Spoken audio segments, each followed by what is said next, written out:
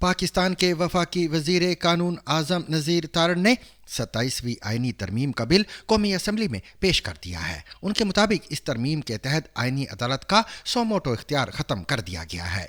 आजम नज़ीर तारण ने मजीद कहा कि अदालत के अंदर अदालत के क़याम पर तनकीद के बाद इत्तेहादी जमातों से मुशावरत के बाद वफाकी आईनी अदालत के क़याम का फैसला किया गया, जिसमें तमाम वफाकी इकाइयों की मुसावी नुमाइंदगी होगी। तरमीम जो है वो लार्जर कंसेंसस डेवलप करके की जाती है। हमारे अपोजिशन के बैठे हुए दोस्तों को भी जमीयत उलमा इस्लाम के सरबराह मौलाना फजलुर रहमान साहब ने ऑन बोर्ड रखा और आप सब के इल्म में है कि उनके कहने पे हमने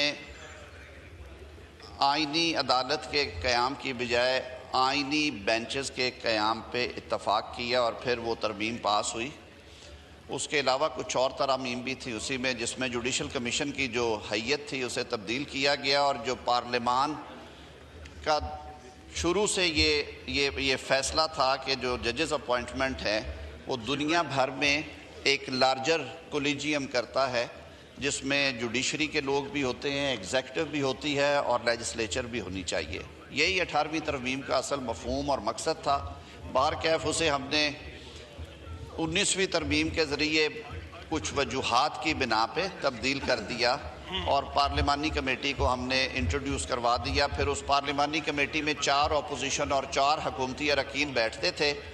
आपने देखा तारीख़ में क्या क्या होता रहा। जब 8 के 8 अरकान ने भी किसी फ़ैसले को मुस्तरद या तब्दील किया जुडिशल कमीशन के, तो उसको भी हवा में उड़ा दिया गया।